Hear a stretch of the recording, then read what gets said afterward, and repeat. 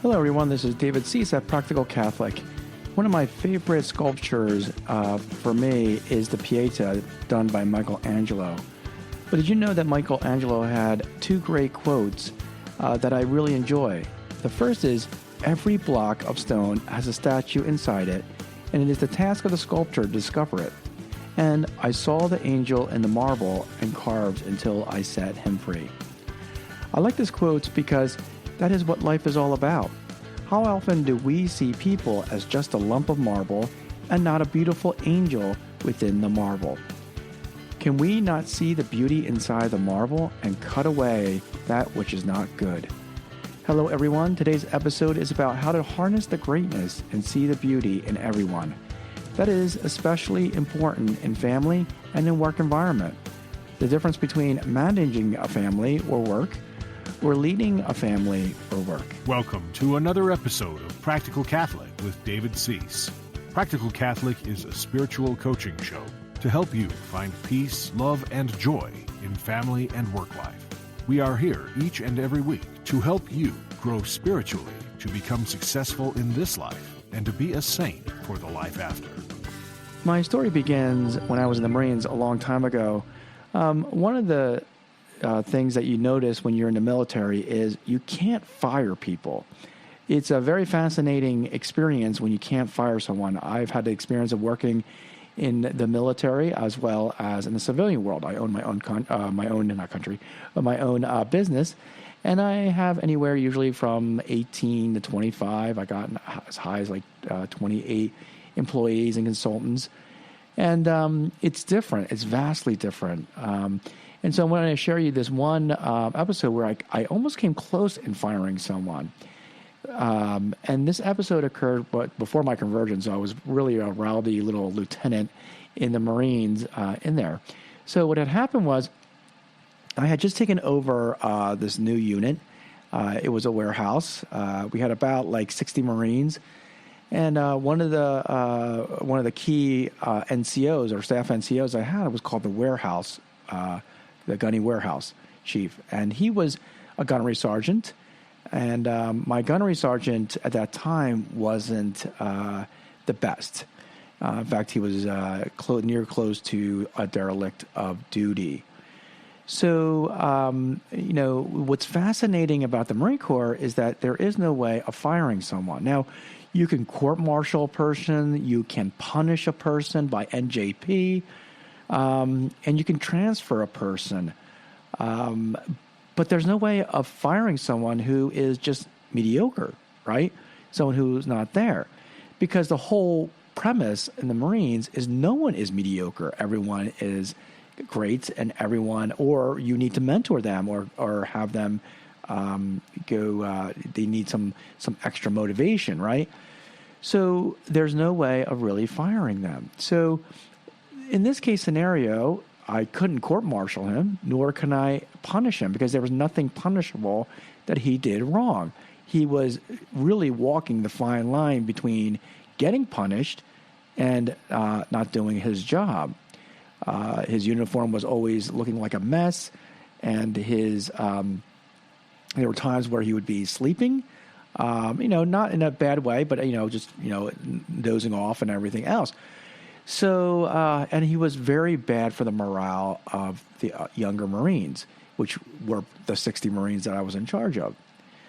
So a new gunnery sergeant had just arrived at my unit, and he was assigned to me. Now, he wasn't a gunnery sergeant when he first arrived. He was a staff sergeant. So as soon as he became a gunnery sergeant, I decided to make him the warehouse chief. And my NCOIC, that means it was a master sergeant. The NCOIC is like he's like the foreman. He's my right-hand man to get things done as an officer. Disagreed with me, and he said, "Lieutenant, you can't do that." And I looked at the master sergeant and I said, "I can do that because I am the lieutenant. I'm the officer in charge, and I'm going to make him the warehouse chief." And so my NCOIC said, what are you going to do with the other gunny then? And I said, I don't care what he does. He could, sit in a hole for all I care. I was pretty ruthless at the time. And he kind of said, you just can't do that. And I said, well, let me see that. And so I put everyone at attention, my 60 Marines. I had them in formation. And at that moment, I brought in the 2 gunnery sergeants. I said, this gunnery sergeant, the new one, is going to take over. He is now your new gunnery sergeant. This other gunnery sergeant is no longer the gunnery warehouse. You do not listen to him. You do not do anything that he tells you to do because he has no authority at all. And then I dismissed the whole, all the Marines and came in. And that's when the world kind of all blew up.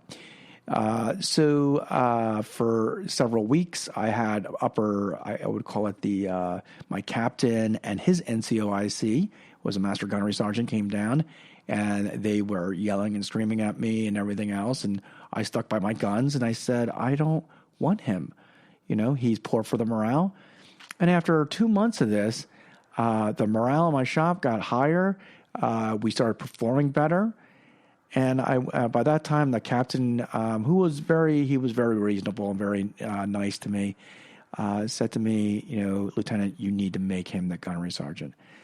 And I looked at him pleadingly, and I said, sir, I really, I understand the pressures, but you're going to destroy the morale in my warehouse. And so, lo and behold, I was about to do that the next couple of days. And, fortunately or unfortunately for him, he was charged with sexual harassment. His prior unit had found and discovered that he was harassing younger junior female Marines. And so he was up on a court-martial. And hence, he was pulled from my unit. And at that time, I wasn't faithful at all. But I did say, thank God that he was out of my unit. Because he was definitely bad. So it was really the first taste of my my first taste of how do we get rid of a person who I really can't fire. One of the greatest transitions between coming from the military and going to civilian life, owning a business, is this idea of mentoring and expecting high expectations versus the civilian world. The civilian world uses this, firing amongst people. I remember I hired a CEO, and he gave me a book called Good to Great.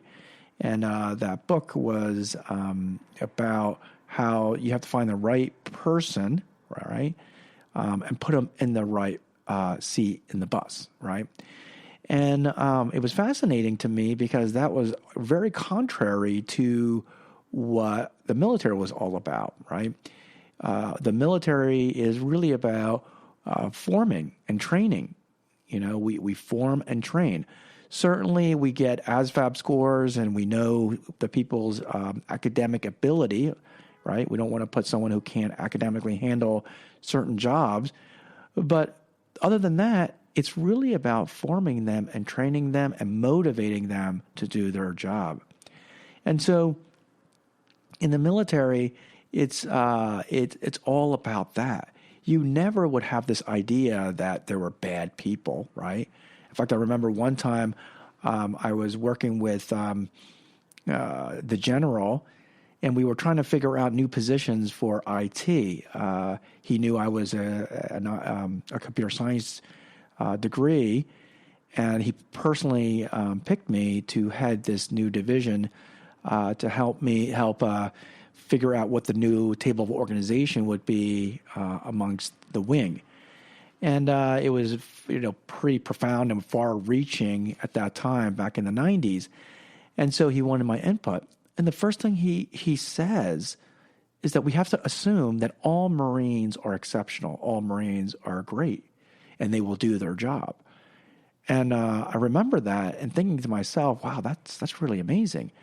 And never think of like, oh, what if they fail here? What if they fail there? What if they fail here? Or they don't do their job or whatever. And he says, you can't make that assumption. So I have that.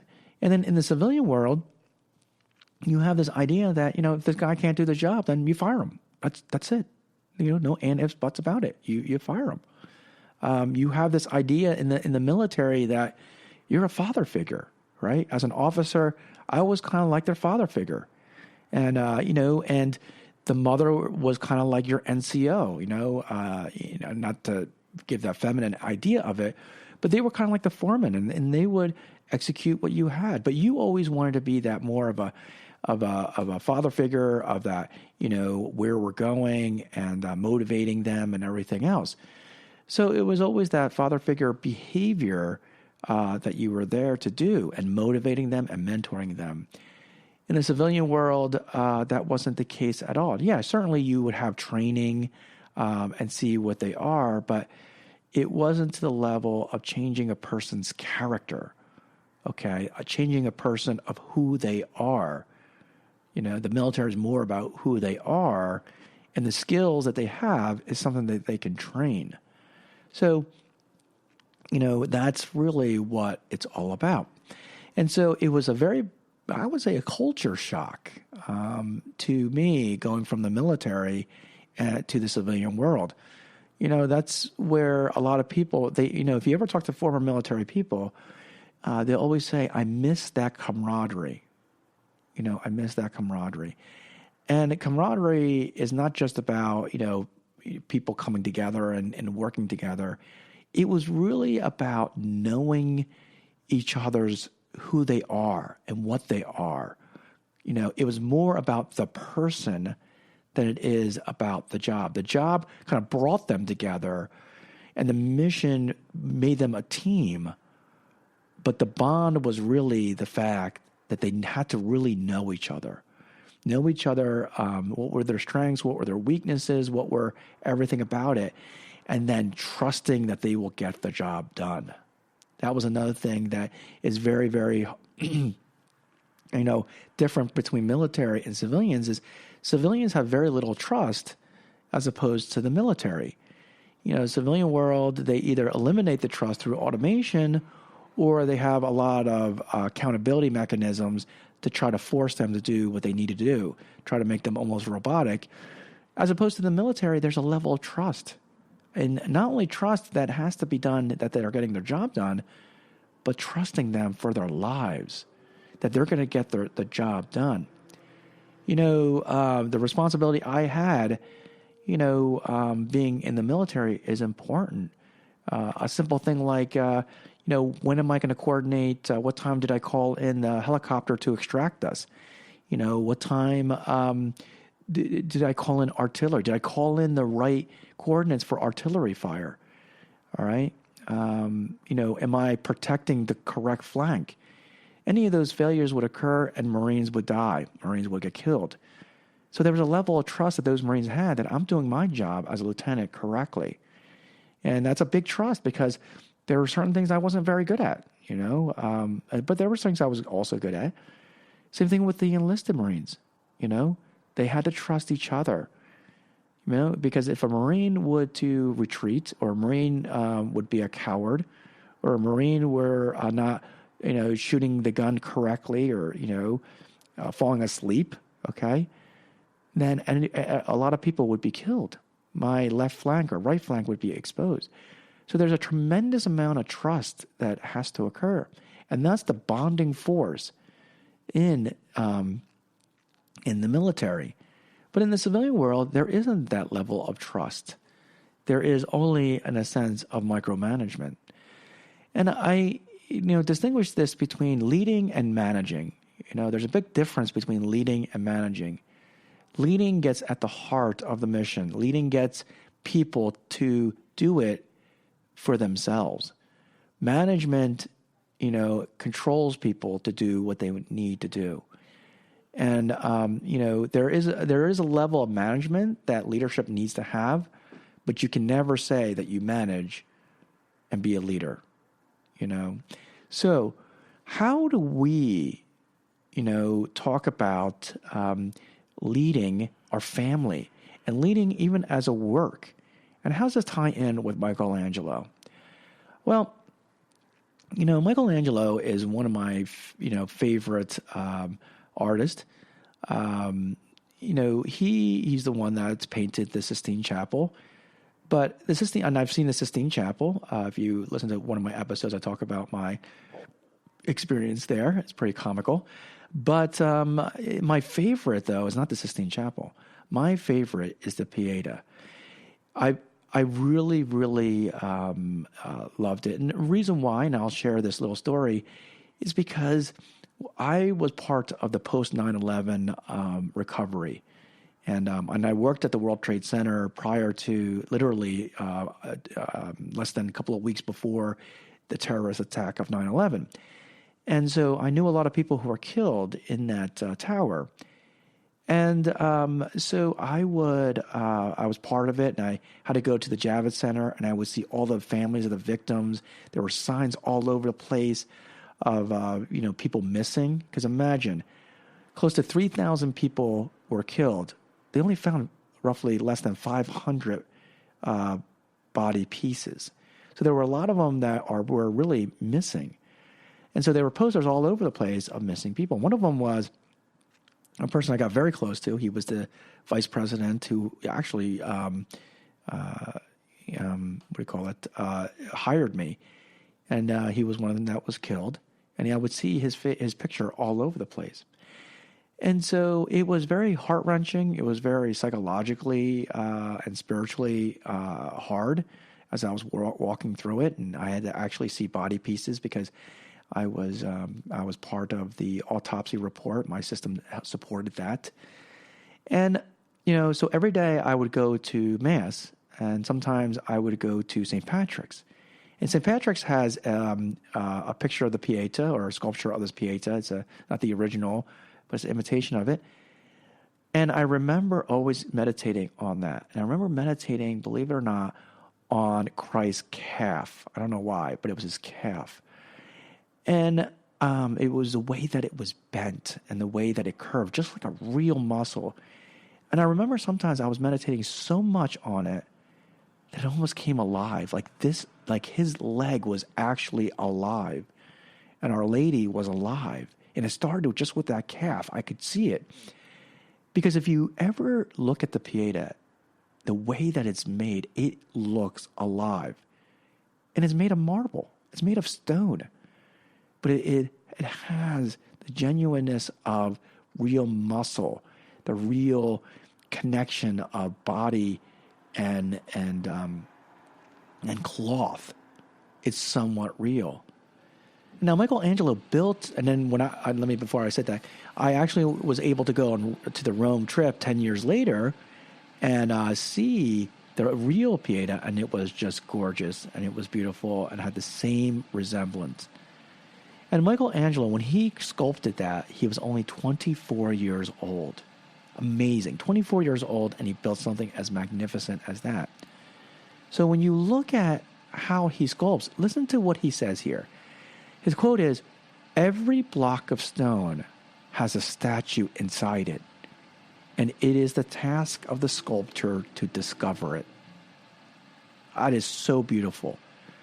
And then the next one is, "I saw the angel in the marble and carved until I set him free." That means that Michaelangelo saw the beauty inside of this mass of marble. Do we do that? Do we see the beauty inside of a human being? And all we want to do is get rid of the stuff that makes it ugly. That's the premise that we have to look at. When we see artwork, when we see the beauty of a Catholic church, whether it's icons, whether it's sculpture, or the classical type of architecture, we see that beauty. And we can see what wood that is just a tree with all the knots and gnarls, with all the, amorphous looking things, a marble rock that just looks like nothing with all the cracks and crevices, or even, other things, metal, right? Metal that's just this amorphous thing. But something made it beautiful. You see, the Catholic Church is saying we can take something that's ugly and make it beautiful. But see, the problem with sometimes with us is we don't see that. We don't see the before. We don't see the before it became a statue, before it became a cross, before it became, a painting. It was just a canvas with wet paint. But someone, that artist, saw something and painted it, or sculpted it, or melted it, or bent it. And we, is most important as human beings, need to see that potential in that marble, in that wood, in that metal. That's what humanity is all about. But so many of us want to get from point A to point B. We think that we should instantaneously be that beautiful sculpture, that beautiful cross, or that beautiful, metal crucifix. No. It takes the sculptor many, many days, weeks, months, even maybe possibly years to make that beauty. And we have the same foundational capabilities of that sculptor to do that with our children, our spouse, and those we work with at work. That's the difference between a leader and a manager. A leader will definitely look at the beauty inside the person and want to get rid of the bad things. Okay? But what happens to us? We find that we only find the bad in people. We never want to find the good in people. By nature, we do that. Why do you think we always find the bad? Well, when we grow up, I was made fun of when I was in 5th and 6th grade, and I never blamed them for doing that, because that's a tough age. It's an age in which differences come out, and people don't want to be different. People don't want to be different because if they look different, then people are going to say something about it and maybe ostracize them. So it's better to ostracize other people than to be ostracized. So that's what happens. And so these kids create a bad habit. It's better to make fun of other people so I don't be made fun of. It's better to find problems with other people so they don't find problems with me. And so it becomes a very good defense mechanism. And so as little kids, if we continue to do this, we just create a bad habit. All right? And anything like a bad habit, we need to get rid of the bad habit. So by nature, we kind of do. It becomes almost like a defense mechanism to find faults with others than A, to find fault of our own, but B, most importantly, finding the beauty in the other person. If you look at great saints, that's what they'll do. They'll look at the beauty of another person, that they're a child of God. This negativity starts growing even more as we get older. Maybe when we have, a job, that's how we advance. If we make other people look good, look bad, then of course I will look good, right? So it becomes that way. In religion, no one wants to look bad in front of other people's eyes. They all want to seem like they're holy and great. So it's good to point out problems with other people, whether it's the Pope, whether it's a bishop or a priest. And so that's what we tend to do. And we will be constantly in almost like a negative term. We can start nitpicking at other people and fall under that trap. So finding the bad is very easy. It is something that it comes natural because it's almost like survival of the fittest. But again, Christianity is not about survival of the fittest. How about employees? Finding the bad in employees. When I started my a job or my company, I first started with a military mindset, and I always found the good in people and wanted to do it. It wasn't until I started kind of working with, I hired a CEO, and he kind of let me see other things, how, the civilian world, I guess, kind of worked. And we had, different kinds of personality trait differences, and looking at different reviews and how, the book, like, you have to find the right person, the right boss, and all this other stuff, that I didn't start getting negative. I started becoming negative, like, oh, this guy's not doing his job, this guy's not doing his job, this guy's not doing his job, and it became more negative and almost cynical, and doing that. And I started defaulting into finding the bad in employees, why they are not good enough, why aren't they great at their job? It became this bar that it's funny because managers can actually raise the bar as much as they want. And I had a talk with the CEO saying, is this what we do to make people keep failing? Is we just keep raising the bar? And it's not to say that people can't, we shouldn't raise the bar, but that shouldn't be the reason why we fire people, okay, that we raise the bar. If I hire a person for a certain job and they do that job correctly, I don't keep raising the bar until I can say, well, I'm not going to fire you, because that would be unjust. That would be unruly, in doing that. I hire a job for a specific job title, and that's what they should be doing. If they do that well, then that's what they do, okay? And if I try to expand that job title and they can't do it, then that's not, then I'm morphing them into something they just can't do.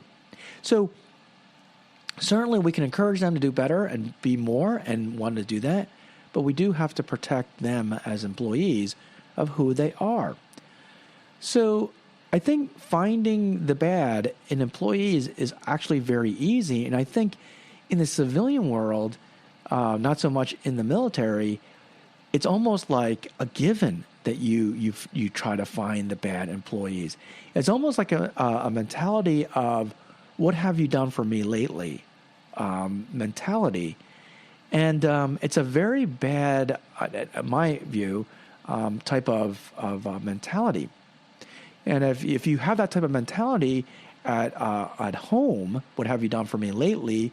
It doesn't become a very, very healthy relationship building. It should be one of love and doing things for each other out of love. Now, in certain cases, I know that it has to be at that level a little bit, but it can't be dominated by that. All right? So the next thing I'd like to talk about is, and I'm not trying to brag, but my business, is at the number of employees is less than 1% of the businesses. So if you look at how many employees I have over 15 employees / consultants. If you go above that, you're less than 1% of the businesses in the United States. Why is that? The most popular, I would say, is about 2 to 3 businesses. And then after you get to the fourth one, it just plummets the number of businesses. And that's because when you're dealing with people, it's very, very hard, right? It's very hard to scale when you have to deal with people. So it's easy when you only have to deal with 1 or 2, 3 possibly, but by the 4th, it's nearly impossible unless you have great leadership skills. Okay, great leadership skills, because there is a necessity to act like a team. There's a necessity to see good, because once you start seeing, introducing people to a business, it naturally tends to be negative. It naturally tends to point fingers. And once it happens, then your company is going downhill. It is, it's important to understand that when, when a business is always an up and down, especially when you start, it's always going to go down and then it comes up, right? Starting a new business is always scary, but running a business, just generally speaking, even whether it's a new one or an old one, is always scary because every year you have to make money. We just passed Black Friday. Why do you think they call it Black Friday? They call it Black Friday because most businesses are in the red. That means they're not making a profit. And that Friday alone makes all the books black, meaning they're now making money. So literally for almost, 12, let's say 11 months, they're living in a deficit. So imagine having a household, running a household, and you're always constantly in debt. How are you going to feel as a business owner? Well, you're going to feel scared. You're going to feel, worried. And all your hopes are on this one day called Black Friday, where people are just going to go bonkers and start buying things. So a lot of times what happens is if you have a couple of managers or maybe co-partners, they'll start playing the blame game, right? Or maybe if you don't, maybe if you hire some people, you blame them for the cause of some problems. So it's easy to start blaming people when you start leading people. Okay, so so things like trust or patience winds up going out the door because when it comes to surviving with money, people start losing almost their virtue, and I've seen that happen plenty of times. So it's important to have a virtuous kind of a background. So what's the success? Basically, there's two ways of managing. And there's actually a third way, but we'll talk about that later. The first is you kind of have people, you can find people who are exceptional, right? Trying to find people who are exceptional, just like that book, Good to Great. Finding great people and putting them right on the bus. And that's a management style, okay? But the problem with that type of philosophy is that it costs a lot of money. It really does. I'm proud to say that I've reached my business without really using a lot of, I would call it borrowed money per se. So you kind of have to sell stocks and all the other stuff to get money poured in, and then the whole management team comes in and they start taking over. So it does take a significant amount of money. I'm not saying that it can't be done. It's more difficult. The other is you can find exceptional people, the exceptional in people, and that's the leadership, okay? You find these people who are passionate about what they do. These people find the exceptional in people, okay? So let me phrase that again. You find the exceptional in people, right? That's the leadership, as opposed to you find people who are exceptional. I'm very proud to say that I hire pretty young kids coming into my workforce, and I try to find that exceptional in people. And when I harness them, okay, they do eventually leave, but I am happy to say that they usually leave after 4 or 5 years working for me, which is very high in an IT. Usually it's about 2 to 3 years. Because they do love working for me, and they appreciate what I've done for them. But I kind of feel like I'm almost like a Michaelangelo. A Michaelangelo in a sense of finding the exceptional in them. I say, this guy has potential. This woman has potential. All I need to do is get rid of the excess marble. And when that happens, and the ones that are really exceptional, they grow to be that exceptional person. And then, yes, do other companies then hire them, the ones who find people who are exceptional? Yes, because I was the Michaelangelo that was able to sculpt them into that exceptional person. That is the difference. So, I say to myself, well, I mean, it's hard because in a family, it's hard to fire people, right? And hire people. You can't hire and fire your wife, and you can't hire and fire your children. But that's why, divorce rate is getting higher, because they want to do that. They want to be able to say, you're not making me happy anymore, so I'm going to fire you. Now I want to hire someone else. It's called divorce and remarriage. So this is something that needs to understand, is that we have to find the exceptional in people, especially as husbands and wives and as mothers and fathers, okay? And not be worried about what they lack. If a sculptor only saw the marble and never saw, the angel, we would never have an angel, a sculptor of an angel. So we have to be like that Michaelangelo when we're a family, to see that angel inside of our husband or our wife or in our children, and then chisel it out. Chisel the excess stone out. So what you have at the end is this great statue and this great, statue of an angel. So how do we do that? First is finding the good in the people. That's the first thing we got to do. So the first thing we got to do to start finding the good in people is, in essence, stop the negativity, right? But I'm a type of person that I don't like finding, that one action overcomes the other. In other words, I'm never a type of person that says, I have to stop something. You have to actually give something, do something to stop something. So in our case, we're going to find the good to eliminate the negativity. All right? That's what we're going to do. So focus on finding the good in people. Whether you have to write it down every day, that's probably what I would recommend. I'm a firm believer in writing things down. I'm a firm believer in a journal, keeping a journal. I found a lot of faults in myself, bad habits in myself, through journaling, okay? I find that I get bad when I stop my journaling.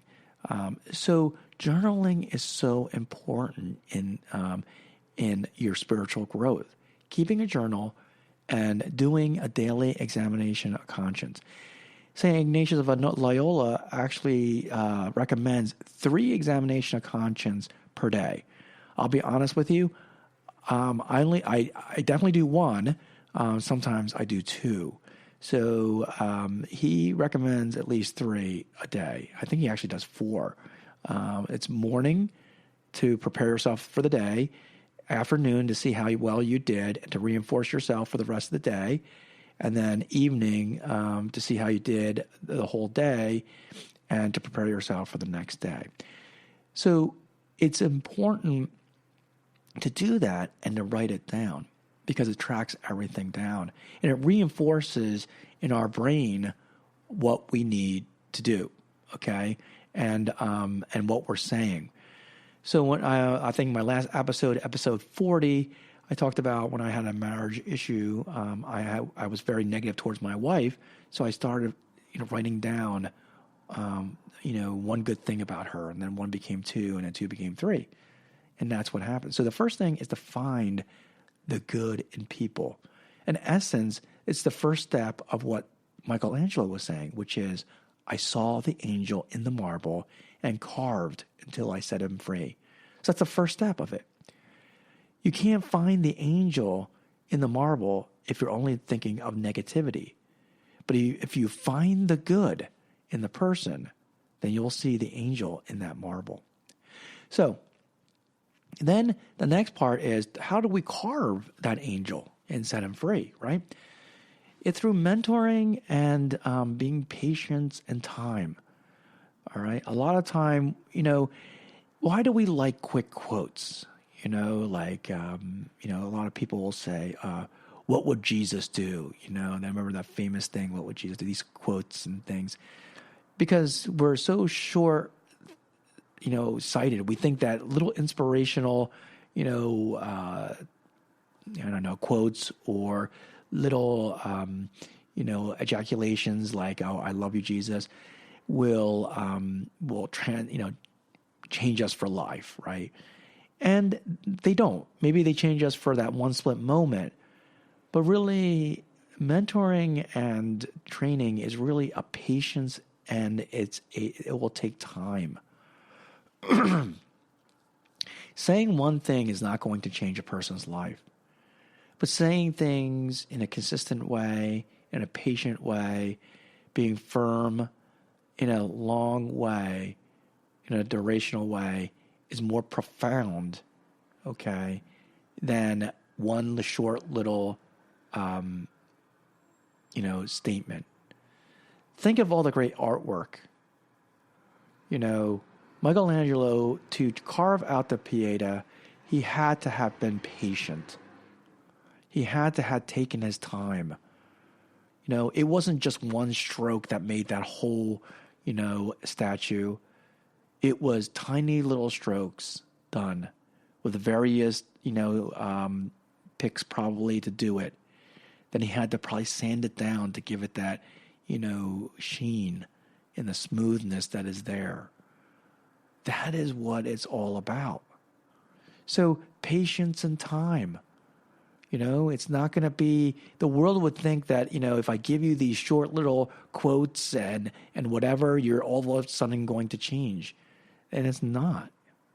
They're called sound bites. They're catchy, and they want you to, buy things immediately, for self-gratification, and then they give you another, sound bite and another sound bite and another sound bite to lead you on. But in reality, they're not sound bites that's going to work. It's that slow, patient time of mentoring. That's why if we do our prayers, correctly, right, it's the ones that are what we call, quote, rote, that will actually be the chisel to chisel us away. Not the ones that come, people say, "Oh, from our heart." It's going to be the ones that you pray constantly. That's why if you look at the liturgy, the hours, if you look at Mass, it's the same thing over and over and over and over again. The Mass and the liturgy, the hours, is a slow chiseling, slow mentoring of a person. It's a slow rhythm, the beat that occurs.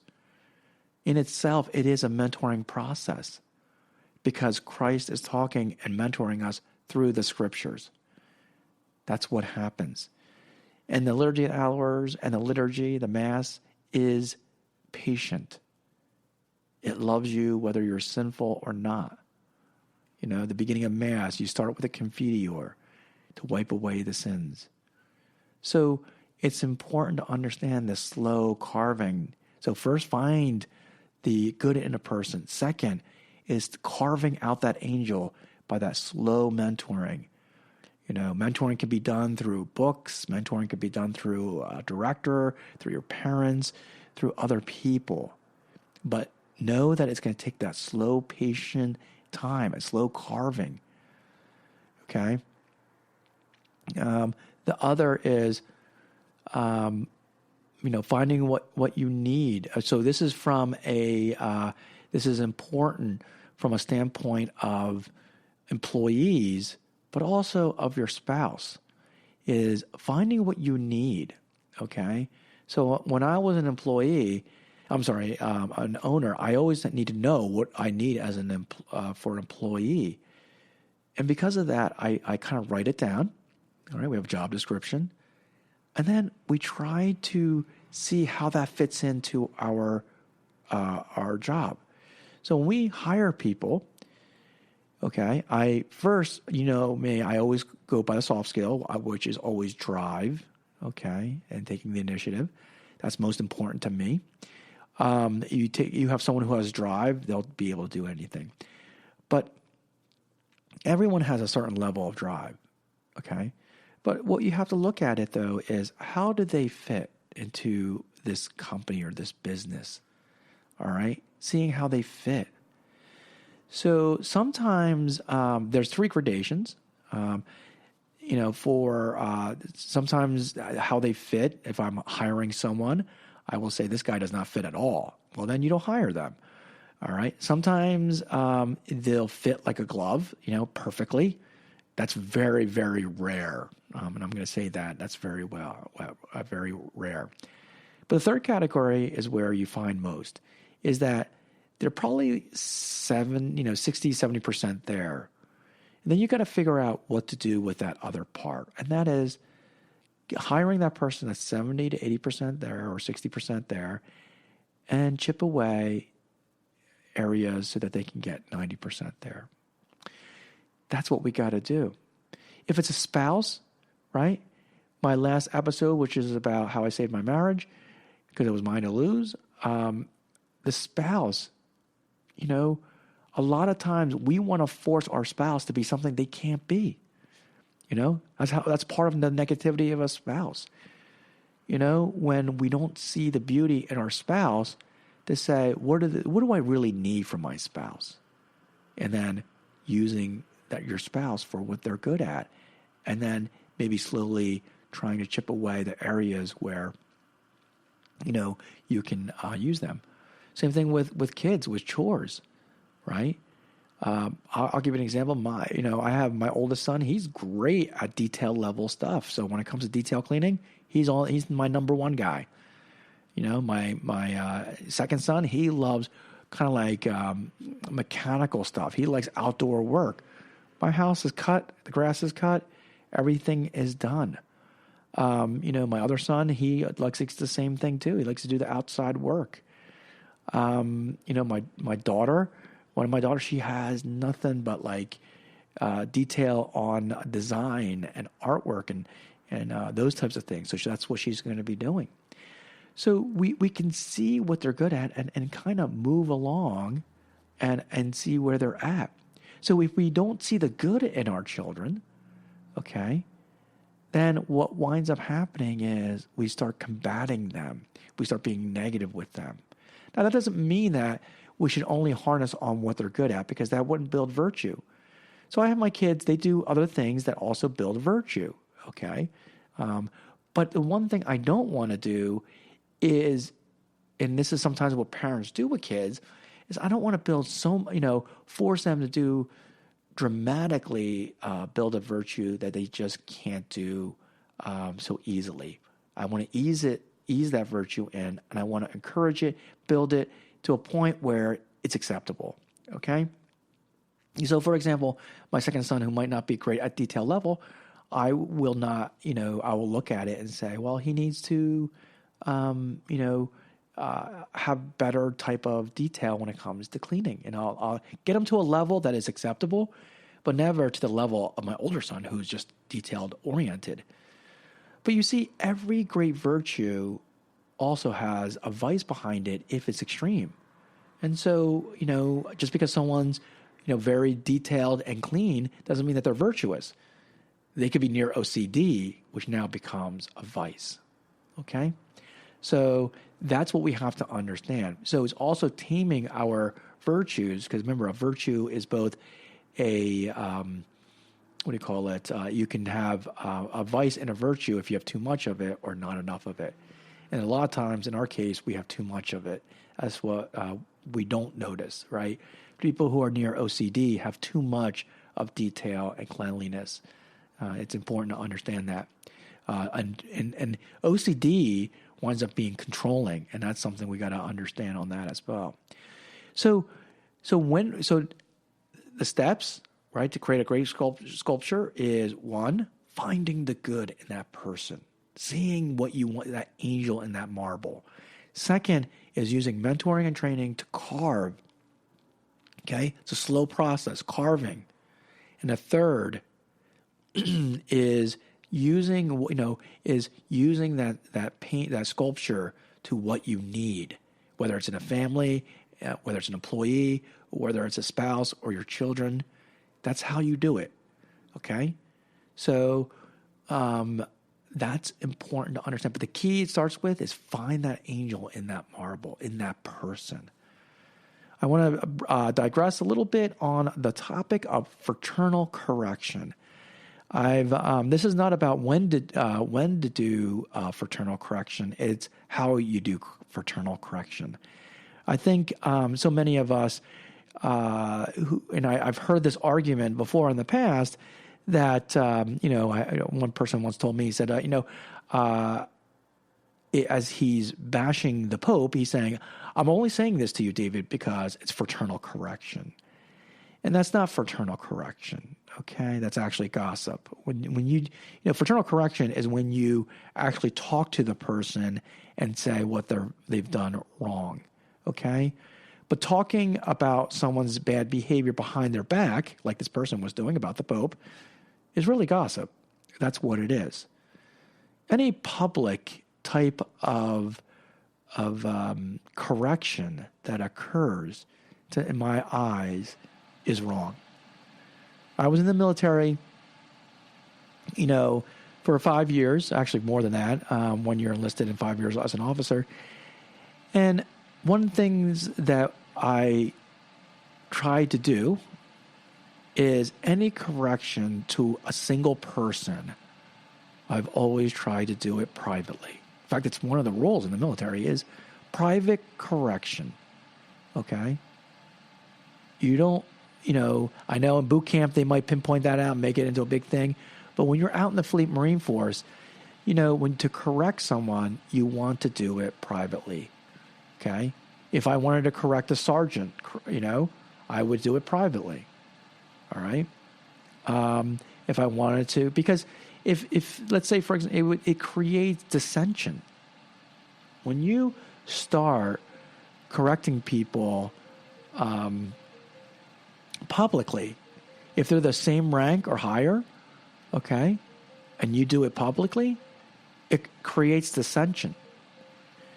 Okay? If you correct people who are lower than you in front of their eyes, it could create dissension depending on if it's a sergeant, he's playing a leadership role, but he's below you. But secondly, it destroys morale and confidence. That's what it does. Morale and confidence. And no one likes that. In fact, people get very aggravated about it.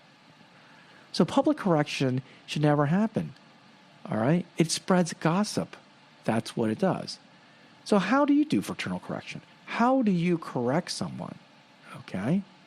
Well, the Bible even says it, you talk to them one-on-one. And if that doesn't work, you bring another person and they talk to them one-on-one. All right? And then you tell the church. Right? So, and the church here being the hierarchy of the church, right? So here is the dilemma. So many of us fall under the idea, especially when it comes to criticizing other people, that it might be fraternal correction. But if you really had charity and if you really had true fraternal correction, you go to that person and talk to that person. If you really cared, fraternal correction is really charity, okay? That you care about the other person and that you want that person to correct themselves. All right? So, and that doesn't mean beating it over their head. Certainly, if they don't get it, then that's their prerogative. But you mention it to them. That's what you've done. So, in the military, when I had to correct people, I would pull them aside. And I would say, "Hey, Sergeant, I need to talk to you." And they would say, "Yes, sir." And I would say, the way that you treated your Marines, I think, wasn't the best. This is what I expect next time. Blah, blah, blah, blah, blah. Okay? So, fraternal correction in a private setting. Okay? And giving them expectations of what they are. But, so the big thing is no public correction is necessary. In fact, it causes scandal, dissension, and evil. My friend who was saying bad things about the Pope, and he's, a Catholic, it's scandal.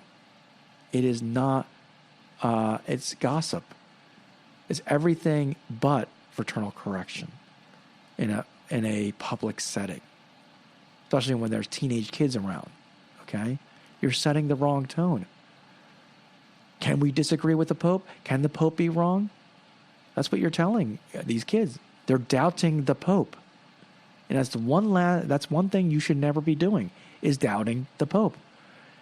Because as Christ said, upon this rock I have established my church. Okay? And the successor of Peter is it. Now, am I saying that the Pope is always right or wrong when it comes to practical matters? We know he's not infallible in practical matters. Okay? But there's a fine line between trying to, say that he's always wrong in a practical sense, okay? And then all of a sudden, I believe, though, that he's correct in a theological sense, in moral faith and morals. That's not going to happen, okay? In essence, you're just going down cafeteria Catholicism, where I want to listen to him, okay, and where I need. And then it's just a house of cards, okay? There is no real belief. It's a belief system based off of your own ideas and belief systems. So fraternal correction is never done publicly. It's done privately, and I would recommend that both from a employee standpoint as well as your children and your spouse, okay? My wife and I, we try not to correct each other in front of the kids, and I'll go around saying to my wife, "Oh, honey, that was a dumb mistake right there. I wouldn't do that." Okay? How do you think that feels with your children? How do you think she feels with the children? Okay? So it's important to understand that. So, in conclusion, what are we saying here? We're saying that, if we follow Michelangelo's beauty of creating the most beautiful statue like the Pieta, then every block of stone has a statue inside it. And it is the task of the sculptor to discover it. It's the task of you to discover that beautiful statue. The next time you go to the most beautiful church, especially the traditional churches, don't look at how beautiful it is. Think about the labor of love that the artist did for every single object that looks beautiful in there.